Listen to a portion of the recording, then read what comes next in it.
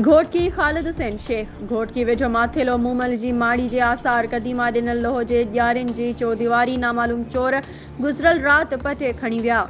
उन सां गॾु आसार क़दीमा जे दड़े मां मिटीअ जूं ट्रालियूं भरे बि खणी विया।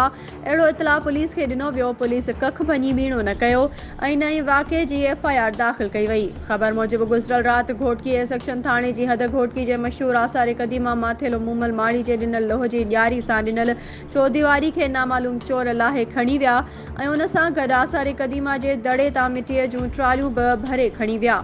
जॾहिं त वाक़े जो थाणे ते ॾिनो वियो। वाक़े खां पोइ बि पुलिस को बि तहरुक न वरितो। वाज़े रहे त माथेलो म्यूज़ियम खे जोड़ींदड़ सहाफ़ी अदीब मुहक़िक़ मरहूम सैयद अख्तर बुखारी जिन जी काविश सां OGDC घोटकीअ तरफ़ां इहा लोही चादर नामालूम चोर टोड़े पटे खणी फरार थी विया। जॾहिं त घोटकी पुलिस वाक़े बाद कुझु बि नाहे कयो। ॿिए तरफ़ घोटकीअ जे सियासी समाजी तंज़ीमुनि जे अॻवाननि दानिशवरनि अदीबनि सिविल सोसाइटी जे नुमाइंदनि सैयद मंज़र शाह अमानुल्ला सैयद आदिल शाह रहीम बख़्श ऐं ॿियनि सख़्त लफ़्ज़नि में मुज़म्मत कंदे चयो आहे त फ़ौरन ॾोहारनि खे गिरफ़्तार कयो वञे न त ॿी सूरत में एहतिजाज कयो वेंदो।